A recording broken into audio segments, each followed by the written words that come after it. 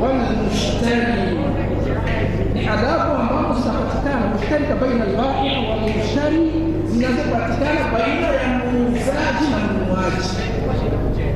Muuzaji katika lugha yetu ambayo tumezoea, muuzishaji, kuna adabu za yule mwenye kuuzisha na adabu za yule mwenye anayekuja kununua, mnunuaji.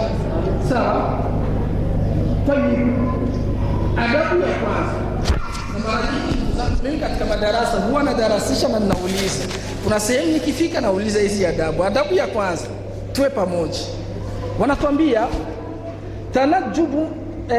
tajannubu masawi al-akhlaqi min an-nizai wal-khusumat wa irtifai al-aswati 'inda at-tabayu'i wal-ghilzati wa ghayriha.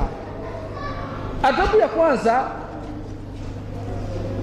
ambayo Uislamu ulituwekea katika masala ya kuuza, kuingia sokoni na kununua, tajannubu masawi al-akhlaq. Kwanza unapokwenda sokoni, jiweke mbali na tabia iliyokuwa mbovu, jiepushe na tabia iliyokuwa mbovu. Kama vipi? minan nizaa wal khusumat, kama vile ubishi, mambo ya ubishi sokoni, hapana.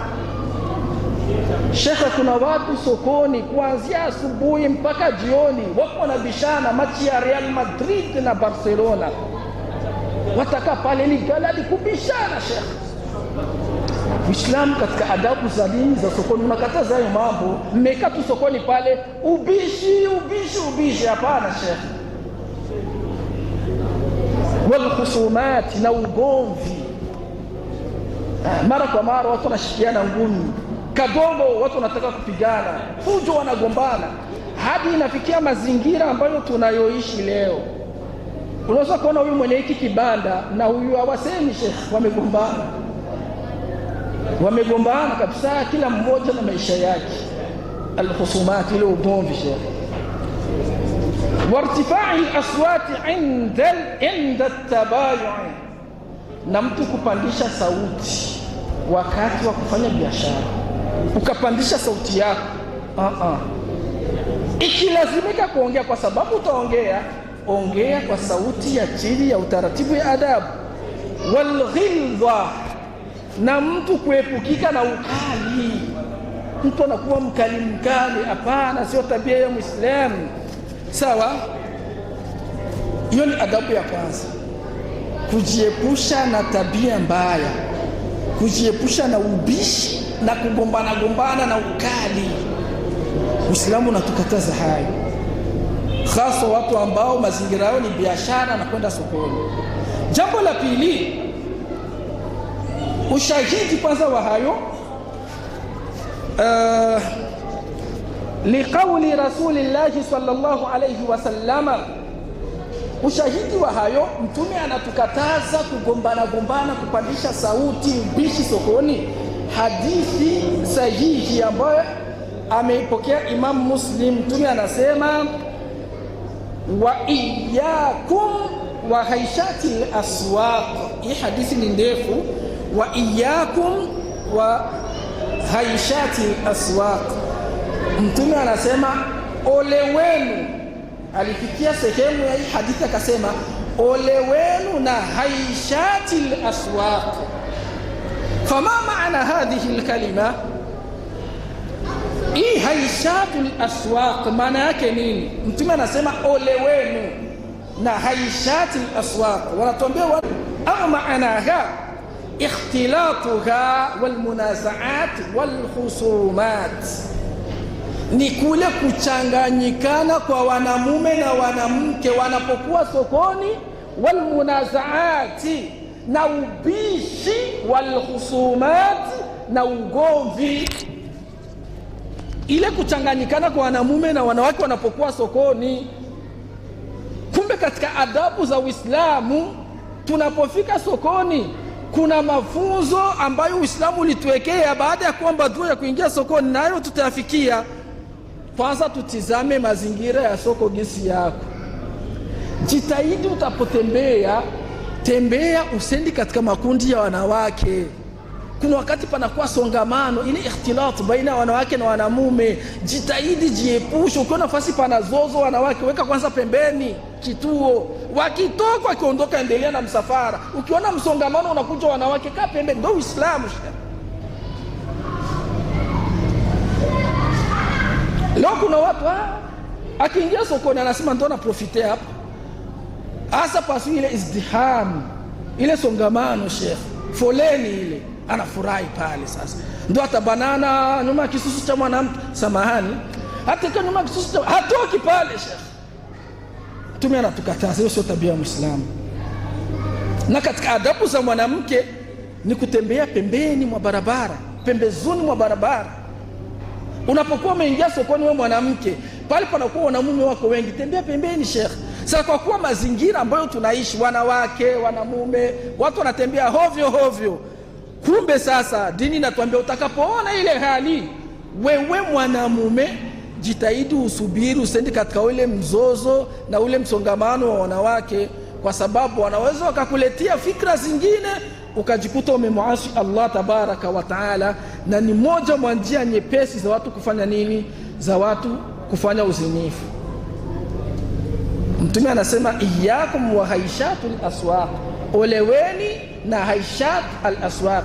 Olewenu afwan, olewenu na haishat al aswaq.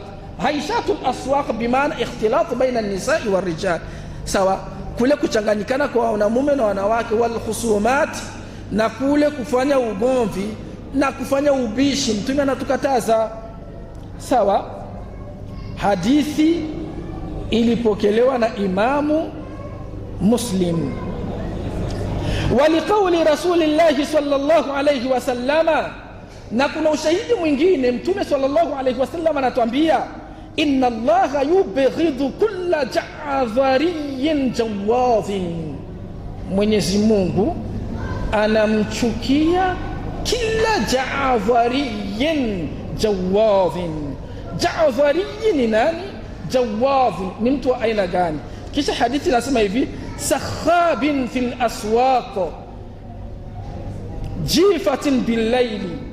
Sakhab fil aswaq jifatin bil layli, himari bin nahar, alim bi amri dunya wa jahilin bi amri al-akhirah. Allahu akbar.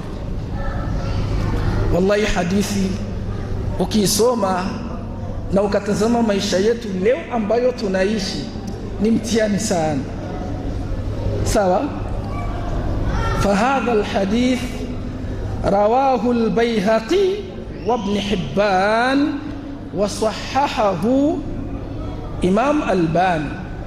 Hii hadithi alipokea Bayhaqi na Ibn Hibban na kaisahihisha Imam Albani. Mtume anasema hivi, inna Allaha yubghidhu kulla ja'dhariyin jawadh, Mwenyezi Mungu anamchukia kila ja'dhariyin jawadh. Wakatafsiri wanawazuoni ja'dhariyin almutakabbiru alfadhu alghalidh, almutakabbir alfadhu alghalidh. Mungu anamchukia kila mwanadamu alladhi la yahmilu linan wala adaban fi kalamihi, ambaye hana upole wala adabu katika maneno yake. Yara nafsahu a'la minan nas, mwanadamu ambaye kila siku anajionaga kama yeye ndio bora na yuko juu kuliko nini? Kuliko wanadamu wengine. Kisha Mtume akafuka anaendelea akasema sakhabin fil aswaq. Hapa ndo tunakusudia, yani anapofika sokoni, kathirul khisam, kwanza ni mbishi sana. Sakhab fil aswaq, mbishi sana sokoni. Unaweza kumkuta kuanzia asubuhi mpaka jioni Sheikh, wamekaa wanabishana Paris Saint-Germain na FC Barcelona. Uliona mechi ya jana Sheikh, ubishi. Muda unakwenda, wanakosa kupata thawabu na ujira katika kumtaja Mwenyezi Mungu. Haya mambo yanamuuzi Allah tabaraka wa taala tunapokuwa kwenye masoko, kwenye biashara, sawa jamani. Kisha wakatafsiri wakaendelea wakasema wana wa ilmu, kathratul khisami wa raf'u sauti fiha, yani ni mbishi sana na kupandisha sauti ndani ya ubishi.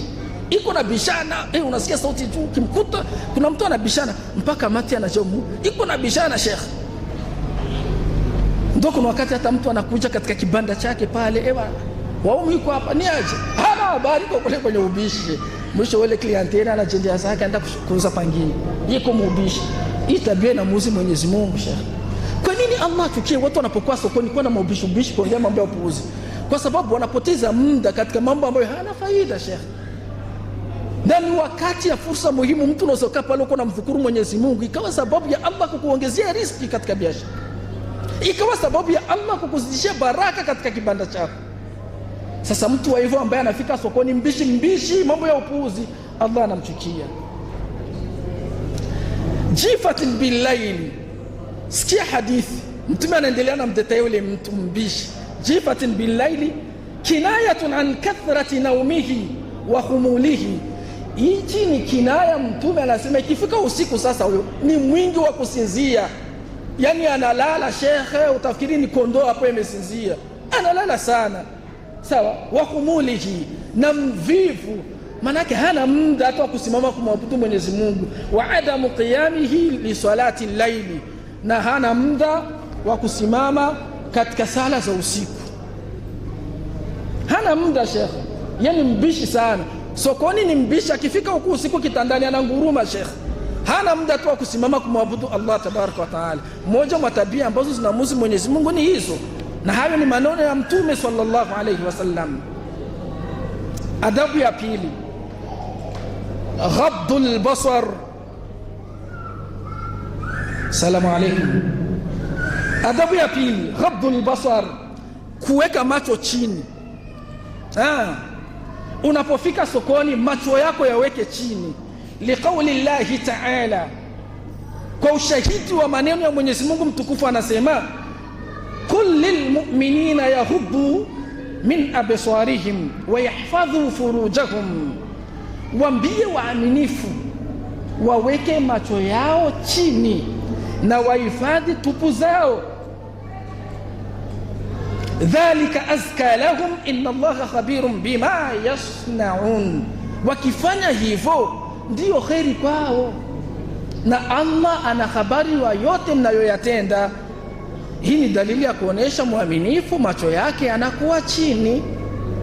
Sawa, na hasa unapoingia fasi ya vishawishi kama sokoni, jitahidi macho yako yawe chini, kwa sababu panakuwa sehemu ambapo pako songamano ya nini, ya wanawake na wanamume. Hiyo ni Suratul Nur aya 30.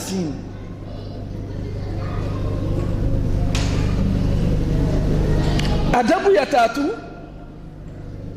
an yura'iya adama idha'i nnas. Unapokuwa umeingia sokoni, an yura'iya adama idha'i nnas, jitahidi uchunge usiwaudhi ndugu zako binadamu. Ukifika sokoni, jilinde na kuwaudhi wenzako Waislamu au wasiokuwa hata Waislamu. Sawa? Kisha wakaendelea wakasema,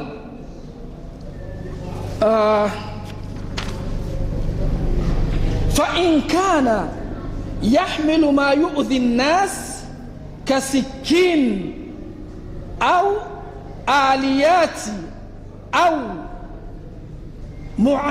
mu'iddatin wa ghayrihi mimma yujrah falyakfuha. Wanasema hivi, unapoingia sokoni jitahidi usiwaudhi watu. Ikiwa kwamba fa in kana yahmilu ma yu'dhi an-nas, ikiwa kwamba ulipeleka ama umebeba kitu ambacho kinaweza kikawauzi watu, kasikin, mfano umeshika kisu uko sokoni umeingia nacho, au aliyati au muiddat au chombo au muiddat au kifaa chochote ambacho kinaweza kikamuuzi ndugu yako Muislamu au kikamuumiza, sawa, falyakfuha, basi ukiziwie, ukibane. Naam. falyakufuha afwan. Nakuja na vitabu viwili kwa sababu maandishi hayaonekani vizuri. Kuna wakati hapo naona chapa imeonyesha vizuri maandishi, nakuja kuangalia huko. Hapa haionekani, natizama huko. Ikiwa libeba kitu ambacho kitasababisha kumuuzi ndugu yako Muislamu, jitahidi ukiziwe. falyakufuha, jitahidi ukibane ile sehemu ambayo inaweza kumuumiza mwanadamu. Ushahidi, qala Rasulullah sallallahu alayhi wasallam, idha marra ahadukum fi masjidina, atapotembea mmoja wenu katika msikiti wetu, au fi suqina, au kwenye soko yetu, hadithi ya Mtume, wa ma'ahu nablun, na yuko na mshale, atapoingia au atapotembea mmoja wetu kwenye soko au kwenye msikiti na alibeba mshale, falyumsik ala niswaliha bikaffihi, basi ajitahidi afunge chongo ya kile kisu au chongo ya ule mshale, au ziwie kwa mkono wake, kwa kitanga chake. Aji umeingia sokoni, uko na kisu au uko na mpanga au mshale, ile sehemu ya chongo jitahidi uishike, kwa sababu ukibeba kisu hivi unaweza kujikuta katika kuzubaa umemchoma ndugu yako. Tazama mafunzo ya Uislamu, Sheikh. Na hapa ndo waligundua wenzetu adabu za kutembea na silaha. Mwachunguzi anapotembea na silaha, ima ataiweka mgongo itizame juu au itizame chini ardhini, sawa, isipokuwa kwenye hali ya usalama. Na kwenye hali ya usalama anapotembea na silaha, huwa mara nyingi ile silaha wanaenda wanaishika hivi, wamejitona, hawazielekezi kwa juu. Sheikh, kuna wakati panatoka songamano, masasi yanafyatuka mli. Sasa naambia kama silaha imegeukia hivi, yanafyatuka, Sheikh, wanaua watu. Silaha inapasha tizame chini au iangalie juu. Uislamu unatuambia utapoingia msokoni umebeba silaha ya aina yoyote, mfano kisu au mshale, na hizi hadithi zimesema kisu ndio zilikuwa silaha wakati wa Mtume. Jitahidi kwenye lile chongo la kisu paziwie, funga kitu kinguo, kama unaona ukipashika pasipo kukuchana, sawa, au mshale, funga kitu usije kwa wabughudhi wenzako. Tizameni hizi adabu, wenzetu utazikuta, utasikia Mathayo 6 mstari wa 8 mpaka 10 inasema walipofika Galilaya, Bwana wana nini? Hizi adabu za kwenda chooni kukidhi haja hamna. Utasikia walipofika Galilaya, Yesu akawaambia, nyinyi wanafunzi zangu, la ilaha illallah, ma ajmala hadha din. Na kuingia sokoni umebeba silaha, funga mpanga wako na kinguo, usiwaudhi wenzako. Wallahi ni mambo ambayo katika dini zingine utakutagazia adabu. Adabu za kukidhi haja, Sheikh. Unaingia chooni namna gani utakidhi haja? Uislamu unatukataza kushika zakari yako na mkono wa kulia huko na kojoa. Shika na mkono wa kushoto. Tena usitizami kibla, Sheikh. Elekea mashariki wa magharibi. Haya mafunzo ambayo yako katika dini tu ya Uislamu. Naam. Tayyiba, Mtume sallallahu alayhi wasallama anasema, idha marra ahadukum fi masjidina au fi suqina, atapotembea mmoja wenu katika msikiti wetu au katika soko yetu, wa ma'ahu nablun, na amebeba mshale, falyumsik ala niswaliha bikaffihi, tunamuomba ashike ule mshale wake kwenye kiganja chake cha mkono. Maana yake ndio chongo ya mshale ya kisu. Jitahidi wewe ndio unashika hivi. Na hapa tunapata faida. Unapoenda hata Muislamu na kuomba nipe kisu, nipokeze hicho kisu, ni makosa kushika huku kwenye mpini. Unampa Muislamu lile chongo linamuelekea. Uislamu unakataza. Muislamu akikwambia nipokeze kisu, wewe unayempokeza shika hapa kwenye chongo, mpe ashikie hapa, yeye ndo abane mpini. Hizi ni adabu zao ndani ya Uislamu. Sasa leo mwambie mtu nipokeze hicho kisu, atakuletea Sheikh, wewe ndo utashika na chongo. Ukisupa kwa amekuchana, unaumiza bwana. Uislamu tumegeuza ile chongo, shika wewe fasi ya makali, mpe mtu hivi yeye ashike kule kwenye mpini. Tayib,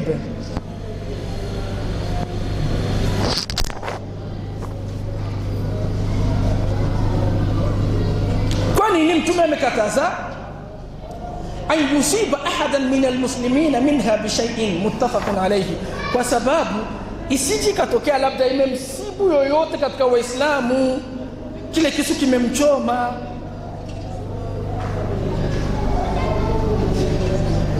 Adabu ya 4 taziuliza hizi adabu. Adabu ya 4 insha Allah,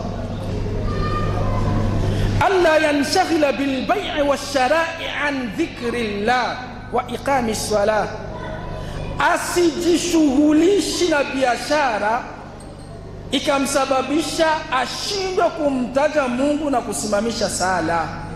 Manake umefika kwenye biashara ukawa bize, mwisho hata ule muda wa kumtaja Mola wako adhkari hauna. Muda wa sala unafika, wewe ni biashara, tuasikwambie hata sala. Hapana, hapana ndugu yangu Muislamu. Qala Allahu ta'ala, Mwenyezi Mungu mtukufu anasema, rijalun la tulhihim tijaratun wala bay'un an dhikrillah. Vidume vya Allah ni wale ambao la tulhihim, haziwapumbazi biashara yao wala kuuza kwao na kununua, hakuwapumbazi washinde kumtaja Mwenyezi Mungu. Ukitaka kuwa katika vidume vya Allah, jichunguze. Unapokuwa sokoni, uko kwenye duka lako, je, unakuwa unamtaja Mungu? Kwa sababu Allah aliwasifu wanamume ni wale ambao la tulhihim tijara wala bai' an dhikrillah, biashara kuuza na kununua hakuwafanya wapumbazike washindwe kumtaja Mwenyezi Mungu. Maana utamkuta mtu iko sokoni yake iko na ile ambayo tunasema tasbih, ushanga, sawa. Na hii hapa si vizuri kwa mtu ambaye anajua kumsabihi Mwenyezi Mungu na mkono. Msabihi na mkono ndio sunna, lakini ikiwa kwamba vinakushinda na mkono ukatumia ile, si makosa kwa dharura. Sasa muaminifu mzuri ni yule ambaye unamkuta sokoni amekaa kwenye duka lake, subhanallah subhanallah la ilaha illa Allah, Allahu akbar, basi muda unapita unapata thawabu Sheikh, wallahi. Na tukiishi katika huyo mfumo, Allah anatuwekea baraka katika maduka yetu. Kuna mambo ambayo tunakuwa tunayapuuza, kumbe ndio sababu ya kukosa baraka katika mambo yetu Sheikh. Mtu umekaa kuanzia asubuhi uko mduka mpaka jioni Sheikh, haukuchukua hata dakika 3 na msabihi Mola wako. Wewe hauingii katika hii aya, katika vile vidume ambavyo Allah ametaja, wewe haumo. Kisha Allah subhanahu wa ta'ala akasema hivi, la tulhihim tijara wala bay'un an dhikrillah, wakasema wa iqami ssalah wa itai zaka, ni wale utawaona wanasimamisha sala na wanatoa zaka. Muda wa sala ukifika ni mwepesi kwa hapa msikitini Sheikh, jamaa safa ya kwanza unamuona, mwisho unajua sasa jamaa duka lake ni aje, mara unamuona msikitini, sala ikisha anaenda dukani, mara yuko msikitini. Hawa ndio Allah anapenda Sheikh. Wanapofika wateja wako wengi muda wa sala Sheikh anakubali awapeleke ndio baba anawahi msikitini, na kama ni wengi sana anawaambia subirini, mtihani huyo Sheikh, bwana subirini, naenda kusali wa miadhini. Si hadithi ya mama yetu Aisha anasema Mtume sallallahu alaihi wasallam ilikuwa ikifika muda wa sala wanaadhini kana kwamba basi. Hapo anasema hivi, tulikuwa tunakaa na Mtume, inapotoka adhana kana kwamba sio yule mtu ambaye tulikuwa tunaongea naye, utafikiri hatujui tena. Hapo Mtume anasimama anaenda, haaji na kuaga Sheikh, anaenda kutekeleza amri ya Allah tabaraka wa taala. Na mara nyingi katika mitihani ambayo Mwenyezi Mungu hupenda kumletea mwanadamu, hasa kwenye biashara, ni ule muda wa sala ndio wakina tena wanakuwa wengi. Unaweza kama mwanzo asubuhi wallahi utauzisha kitu Sheikh, unakaa unachoma kichwa, ile makai hamna Sheikh, na unatafuta ile makai, masomo yanaanza. Inapofika adhana ndio unaona wanakuja sasa. Hapo ndo panakuwa sasa mtihani imani yako Sheikh. Mwenyezi Mungu atupe mioyo za kudhibiti imani zetu. Sheikh, ukaacha ukaenda kutekeleza amri ya Allah tabaraka wa taala. Yakhafuna yawman tataqallabu fihi alqulub wal absar, wanaokopa nini? Siku ambazo nyoyo zitabadilika na macho, siku ya kiyama. tataqallabu fihi alqulub wal absar, nyoyo zitabadilika na macho yatabadilika. Watu watakuwa na macho makavu Sheikh, magumu, sio macho ile tumezoea Sheikh. Unamwona baba hivi macho yake, hiyo siku macho yamebadilika. Ndani katika mazito ya siku ya kiyama, Allah tunusuru na siku hiyo, wallahi nzito Sheikh. Siku ambayo watu watasimama miaka 1050 na katika riwaya miaka 1070 wanasubiri kuhesabiwa. Yauma la dhilla illa dhilluhu, siku ambayo hapata kwa kimvuli isipokuwa kimvuli cha Allah tabaraka wa taala. Watu watasimama hufatun uratun, wako uchi miguu chini kama walivyozaliwa, wanasubiri mahakama iamue watakaokwenda peponi waende, watakaokwenda motoni waende. Miaka 1070 wako nasimama Sheikh. Lakini kuna wale watanusurika, jua litakuwa limeteremka mpaka hapa kwenye dhiraa, utosi unachemka. Kuna wale watanusurika, wale waaminifu ambao la tulhihim tijara wala bai'un an dhikrillah, wale ambao biashara ilikuwa iwafazi wa msaumu Mwenyezi Mungu, muda wote wanamtaja Mwenyezi Mungu. Hao watakuwa na sehemu yao. Yauma la dhilla illa dhilluhu, watakuwa kwa chini ya kimvuli ambacho Mungu aliwatayarisha, kimvuli chake Allah. Wengine wote wamesimama hapo. Baada ya kusimama muda mrefu, mwanadamu ataona kama hapa sasa nimezidiwa Sheikh. Wanaenda kuomba shafaa. Shafaa ni kuomba nini? Ombolezi kwa mtume awaombee dua. Si kwamba awaombee dua waingie peponi, hapana.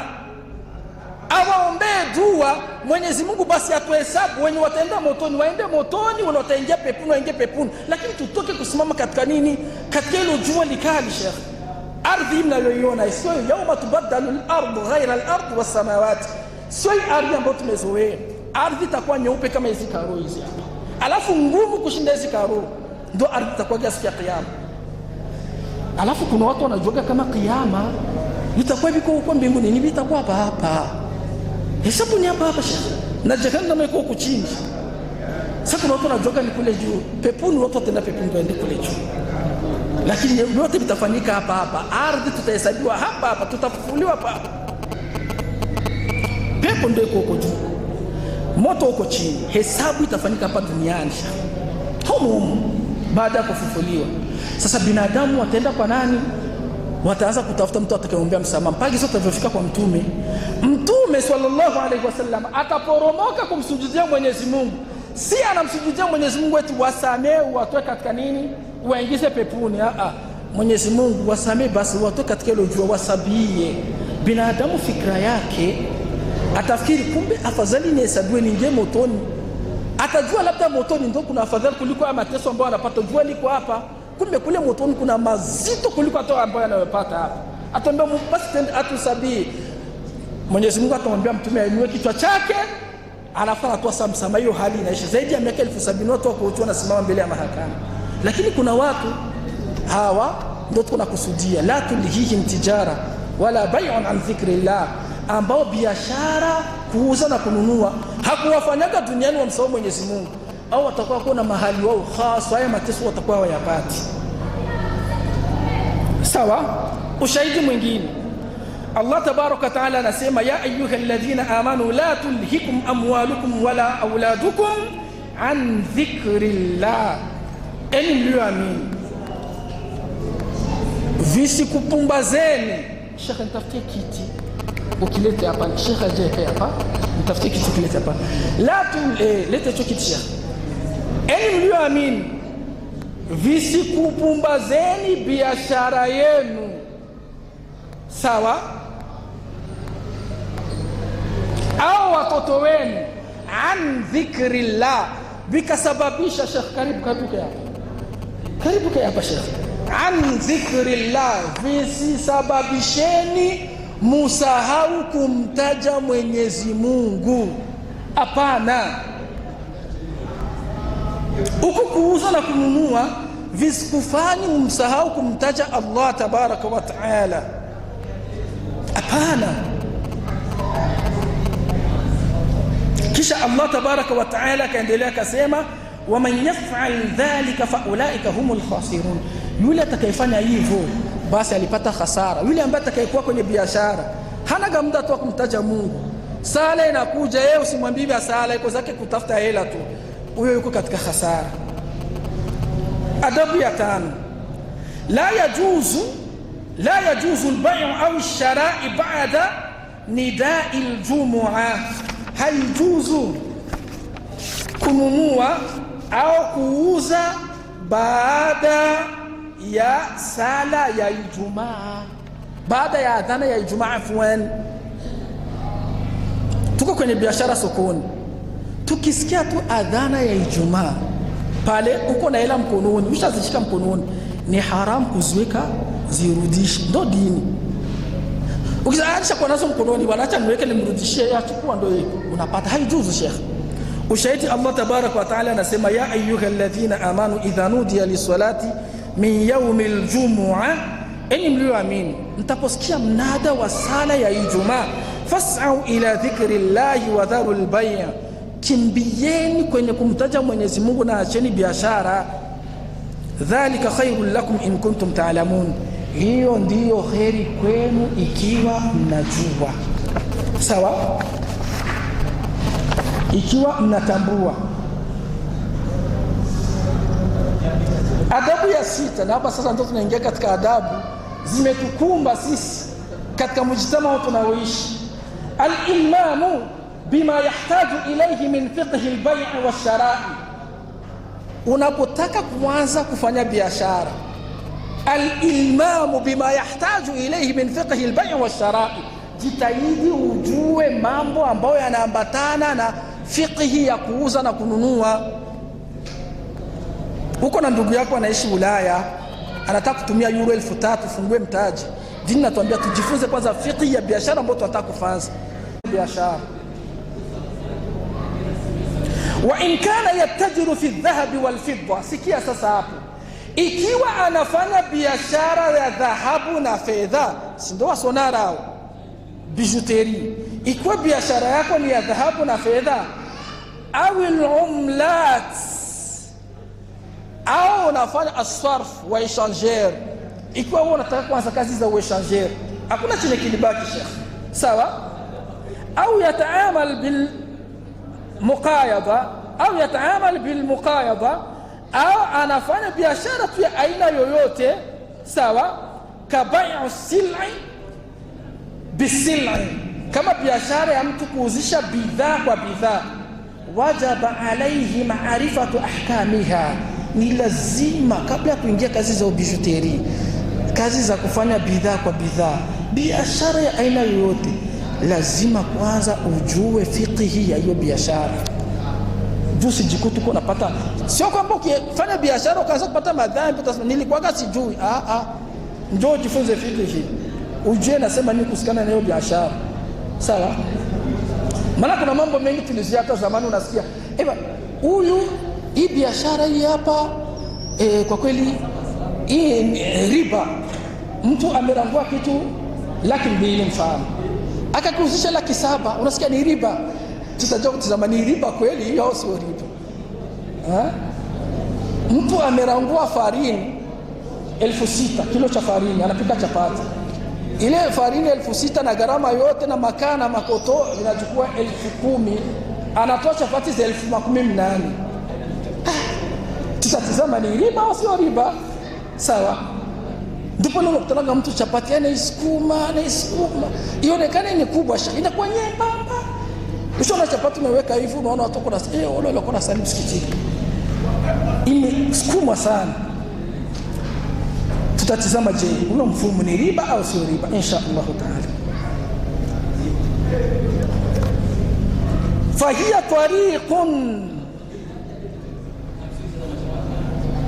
fahiya tariqun maysurun lilwuqu'i fi arriba. Kufanya biashara bila kusoma fiqhi ni njia nyepesi ya kumuingiza mtu kwenye riba. Wama akhtarahu, na ule ukhatari wake. Qala ta'ala, ushahidi ni hivi, Mwenyezi Mungu anasema, ya ayyuhalladhina amanu taqullaha wa dharu ma baqiya min arriba. Mwenyezi Mungu, enyi mlioamini, mcheni Mwenyezi Mungu na mjiepushe na yale yaliyobaki katika riba ziada, in kuntum mu'minin, ikiwa nyinyi ni waaminifu. Mcheni Mwenyezi Mungu na mjiepushe na maziada hayo ya riba, sawa. Fa in lam taf'alu fa'adhanuhu biharbin min Allahi wa rasulih, ikiwa utaki kufanza hayo, elewa umeidhinisha, umeanzisha vita ya Mungu na mtume wake. Ewa bitajijua, hata kama ni riba mimi bitajijua wewe. Elewa umeanzisha vita kati yako wewe na Mungu na mtume wake. Sio mimi, ni aya hiyo iko katika suratul Baqara aya 2, moja 278 na nyingine 279. Adabu nyingine, as-sidqu fil muamalati wa bayani al-uyubi in wajadat, tuwe wa kweli kwenye kufanya biashara. As-sidqu fil muamala wa bayani al-uyub, na tubainishe aibu za biashara. Ikiwa kweli ndani ya ile biashara kuna aibu, unamwambia bana, mimi nakuuzia gari yangu, lakini gari yangu inakuwa na probleme, ukibana breki bana breki yake inakamataka kwa nguvu. Malaki ukiona gari ziko kulewe, anza huko mapema, kwanza kukokota breki mapema. Juu kichamo bane breki, umesogelea gari umeigonga. Pakiwa aibu yoyote, mwambie shekhe, bana mimi nakuuzia simu yangu, inakuwa na tatizo, sauti yake bwana ni ndogo, paka weka parleur ndio mnasikilizana na mtu. Lakini bila hivyo hautaelewana na mtu shekhe.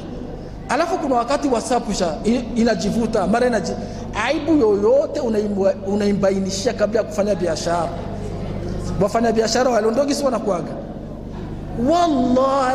wallahi hapa nafaidika tu hiyo 500, wallahi basi tuna faida baba, nile tu mtu naona kubaki nyumbani, afadhali tujongo na shinda. Wallahi nanachana kiapo shekhi, nenda saulize kile kitu amekirangu anafaidika zaidi 1030, anakuambia 500 ya jundo faida.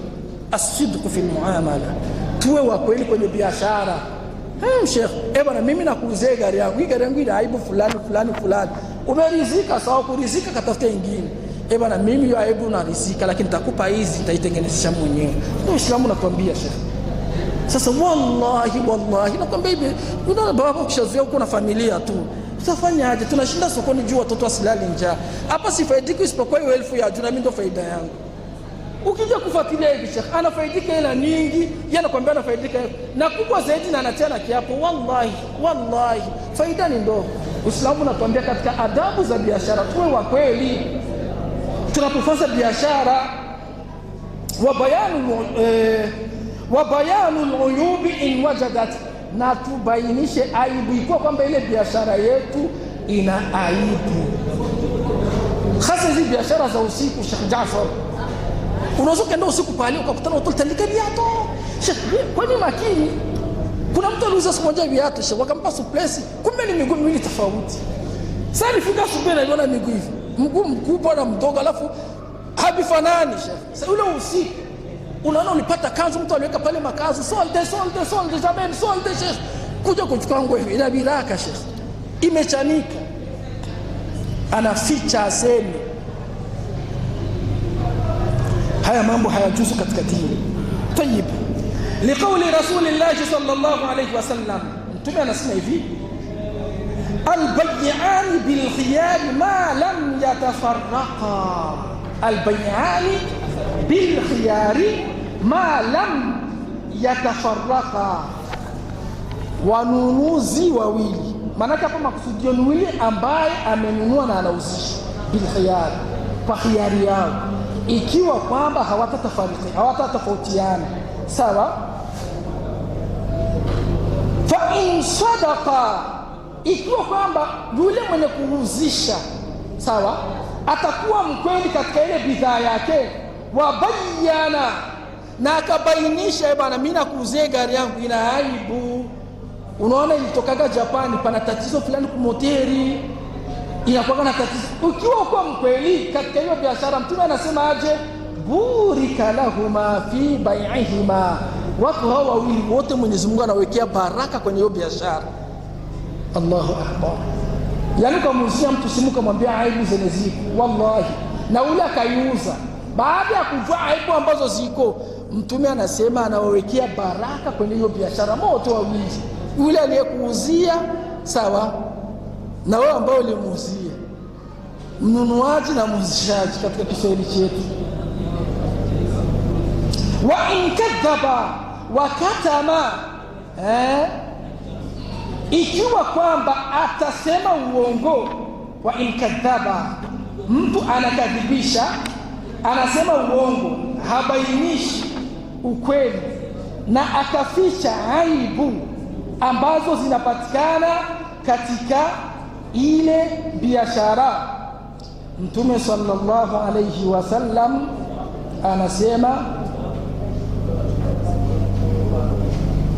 muhiqat barakatu bai'ihima, vimepotea na kuangamia baraka za zile biashara zao. Rawahu al-Bukhari wa Muslim. Mtume anasema wafanya biashara wawili ikiwa watakuwa wa kweli katika kufanya biashara yao, Allah tabaraka wa taala anakuwa anateremshia baraka. Manake wewe mfanya biashara na mtu mwenye anayekuja kununua, mmeambizana ukweli, eba anakwambia yeye kwenye biashara yangu kuna aibu kadha wa kadha wa kadha, na yule akasikia akasema mimi nitanunua hivyo hivyo, mengine nitatengenezesha, mnapata baraka. Na iko kwamba mtafichana au utamficha shekhi, wewe uliyemficha unaangamia na unapata hasara kutokana na nini? Kule kumficha kwako na kutokumwambia ukweli. Acha tutosheke na haya, insha Allahu taala tutaendelea wiki ijayo mahala ambapo tumesimamia. Tuko tunasoma tarbia, malezi na mafunzo ya Uislamu na utaratibu na mafunzo ya dini yetu tukufu gani ya Uislamu, jinsi Uislamu ulituwekea utaratibu na mafunzo ya kuishi katika jamii yetu, na hasa hata tumefika mlango wa kufanya biashara. Pembezoni mwangu kama jinsi mnavyoona nyote, macho yenu ni shahidi. Nimemsimamisha shekhe nikamwambia aje hapa, na sio kwa ajili ya kuzungumza, labda kuwatolea salamu tu. Kama mumfahamu, ni mmoja katika labda aniruhusu nimwite kijana katika vijana waliotakharraj Ummul Qura, alimaliza masomo katika University ya Makkatul Mukarrama, sawa, na tuko naye katika uwanja wa da'wa. Na kubwa zaidi ambalo nimetaka mlifahamu ni ameteuliwa mmoja katika makhatibu wa msikiti huyu. Manake katika ile orodha ya makhatibu wa Ijumaa tunaye shekhe ambaye mtakuwa mnamuona na yeye kwenye makhatibu ambao watakuwa wanapita hapa. Mpaka sasa tuko na takriban 5 ama 6. Wale ambao wanadarasisha hapa nadhani mnawafahamu, hakuna umuhimu sana wa kurudia majina yao, na akiongezeka shekhe wetu na yeye ni mmoja katika makhatibu ambao watakuwa makhatibu wa Masjidi Al-Jamia kwenye khutba za Ijumaa. Na kadhalika insha Allah taala tunataka tufanye ijraat na mikakati ya kumweka hata katika maimamu, kwa sababu ni mmoja katika waimamu wazuri sana alhamdulillah, na ikiwezekana hata katika sala tukufu za tarawih tuwe naye pamoja insha Allah taala. Lakini kwa muda mchache nitampa walau dakika 2 awatolee waislamu salamu insha Allah taala. Falyatafadhal.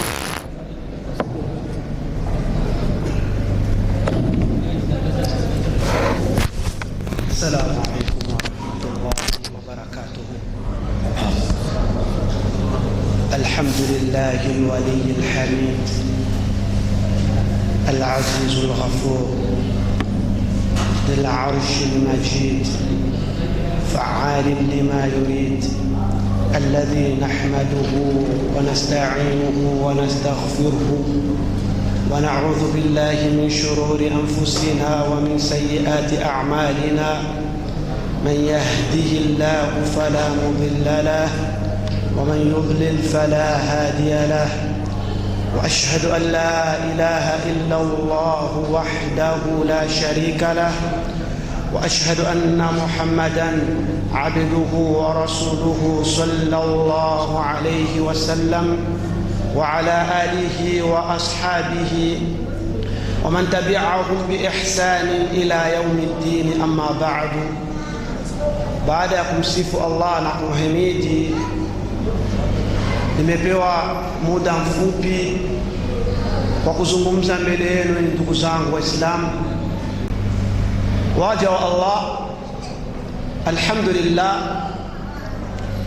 tumejaliwa kuweza kukaa hapa mbele yenu, lakini sisi sio bora kuliko nyinyi, bali nyie wasikilizaji ni bora kuliko sisi. Na hiyo ni katika heshima ambazo mtume wetu Muhammad sallallahu alayhi wasallam alitufundisha, ili wale ambao wanaozungumza mbele ya wenzio wasiwezi kuwa na kibri. Kama vile shekhi wangu alivyokuambieni, mimi ni katika ndugu zenu ambao wanaopatikana katika jamii yetu hii, katika mtaa wetu huu wa Buyenzi. Alhamdulillah, kile ambacho tulichokipokea tutakifikisha sawa na yale ambayo tuliyoweza kuyapokea, na yale ambayo tutakengeuka, pengine tumeghafilika, pengine tumekosea, tutawaomba wale ambao waliotutangulia kielimu. Huenda miongoni mwenu ni nyinyi ambao mmekaa, ni bora zaidi kuweza kutukosoa kwa yale ambayo tutakuwa tumeghafilika kwayo.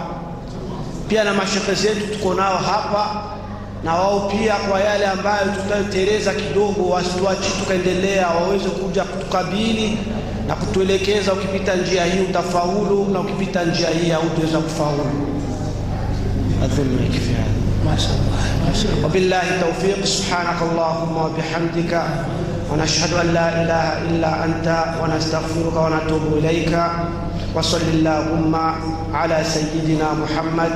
وإن الكلام لفي الفؤاد وإنما جعل اللسان على الفؤاد دليلا. والسلام عليكم ورحمة الله وبركاته. Alaykum assalam. Nafasi ya ulizo moja au mbili ili tusimamishe sala tukufu ya al-Isha. Naona muda umetuacha, tulikuwa tulisema tutauliza adhkari.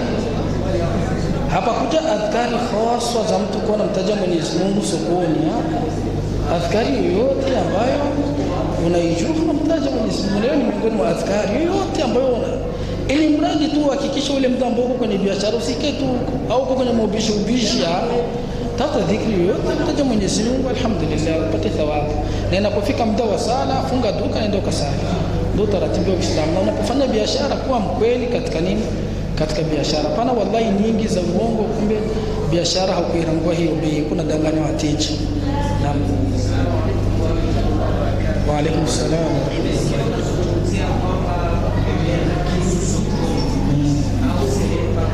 Watu sehemu yote ya kundi la watu na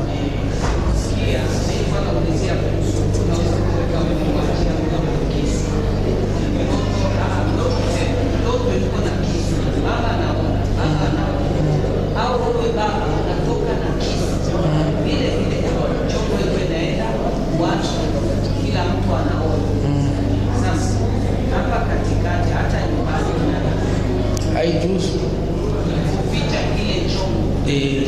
Na iko kwamba utakosa kitu cha kufichika ile sehemu ya chongo, basi jalia wewe mwenye ulishika kile kisu ndio ushike huku chongo. Tazameni Uislamu, kwa nini mimi ambaye nimeshika kisu ndio nishike huku chongo? Kwani mimi akiwezi kikanikata? Kinaweza kukukata hata na wewe. Lakini unapokuwa wewe ndio mbebaji ulishika chongo, unakuwa makini sana. Unajua kitu ambacho uko nacho Sheikh, unakuwa unajitahadhari katika kubeba. Lakini yule mtu mwenye pale hajui, ndio maana ukishika hii sehemu unaweza kujikuta umeghafilika, umemchoma bwana, damu zinaruka mtu. Dini katuambia funga kitu au shike chongo mwenyewe. Juu utaposhika ile chongo utakuwa makini sana. Na maana ya kugusia. Jambo la pili, alisema mtoto anapochezea kisu, vipi tumwache? Pako ile tabeti mtoto akililia wembe Allahu Akbar. Juzu ile mtoto akilia wembe acha kumkata, si hiyo ni haramu. Mtoto akilia wembe mnyanganye. Unakutana uwani hapa uwani. Sio kisu kinakupiga. Sio kisu. Unakutana kwa watu wanaofanya umeme, yani masigareti. Na hii sigara inaweza kumwathiri au kumweza. Haijuzu. Unakutana na mtu wako katikati. Haijuzu, ni haramu. Kwanza sigara ni haramu. Sigara ni haramu. Kama kuna wafutaji sigara, ndo haki hiyo, sigara ni haramu. Alafu mtu unaona mtu amekaa mkundi la watu anachukua sigara katikati ya watu, haijuzu. Leo kuna mainchi alhamdulillah waliweka vibanda vya watu kuvutia sigara. Yaani ukitaka kuvuta sigara unaingia mkanyumba unavuta sigara yako kutoka barabarani, usivute sigara. Sheikh, jifikize mwenyewe na mwisho wako, haijuzu. Na ilikuja katika kisu kama kisa anasema Bi Muhammad, ni ile hadithi ilikuja kisu, lakini kitu chochote ambacho kinaweza kikaleta madhara kwa mtu mwingine, Sheikh, haijuzu kiweke mbali. Hata basi ambapo pana jeshi labda yuko na bunduki na tutoa mifano, iweke mbali, hasa pepato watoto ndo kabisa, au wako na grenade. Unakuta mtu anaweka grenade pale na mtoto anataka kachezea, hiyo haifai hata kidogo. Vinakatazwa kabisa, hata mwanajeshi kiweke mbali sana. Nadhani ndio kwa kifupi tutosheka na hayo ili tusali. Watu wengi wanashinda. Kama kisi mlivyomsikia shekhe wetu, alhamdulillah, kama kisi alivyosema, tunasimama mbele yenu katika kuwafikishia, lakini si kwamba sisi ni bora kuliko nyinyi. Ni kile ambacho Mungu alitujalia kusoma kidogo tunakifikisha pamoja na nyingine. Na kuna ratiba ambayo tulipendelea iwepe ya makhatibu wa Ijumaa. Na labda mtu atajiuliza mbona makhatibu wa vijana? Sheikh, ukichunguza wazee wetu wengi ndio hivyo tena, umri unaenda unawapeleka. Na kuna wakati tafikiaga wale ambao tunawako ni khutba za Ijumaa wanaenda wanatoka. Tazameni mfano, tulikuwa na sheikh hapa katika makhatibu, lakini hivi nguvu zinakuwa tena ndogo. Kuonekana hapa inakuwa tena taabani. Mwisho pekali ya mwaka kusema baya mimi khutba za hapa chini. Na sasa kama vile afya inaenda na nini inanikatalia. Itafikia na wale wanaenda kumbe tuzoeze vijana na kuhusikana na historia ya msikiti. Kuna watu mara nyingi wakiona kijana msikiti ushakuwa vijana, lakini wanasahau hata Sheikh Yusuf aliyekuwa kiongozi hapa alichukua msikiti ni kijana. Sheikh, mimi nilikuwa kiongozi wa msikiti, mimi nilikuwa kiongozi umri ambao Sheikh alikuwa hapa kiongozi msikiti, wanamkabidhi msikiti, mimi hivi namshinda ukubwa. Ukichukua zile zama alipokuwa msikiti na huyo umri wangu mimi mkubwa kwake, lakini huyo akakaa ndio hivyo tena. Tuzoeze na vijana insha Allah. Subhanakallahumma wa bihamdika, Allahumma aqsim lana min khashyatik ما تحول به بيننا وبين معصيتك، ومن طاعتك ما تبلغنا به جنتك، ومن اليقين ما تهون به علينا مصائب الدنيا، ومتعنا اللهم بأسمائنا وأبصارنا وقواتنا ما أحييتنا، واجعله الوارث منا، واجعل ثأرنا على من ظلمنا، وانصرنا على من عادانا، ولا تجعل مصيبتنا في ديننا، ولا تجعل الدنيا أكبر همنا ولا مبلغ علمنا، ولا تسلط علينا بذنوبنا من لا يخافك فينا ولا يرحمنا. سبحان ربك رب العزة عما يصفون، وسلام على المرسلين والحمد لله رب العالمين. والسلام عليكم.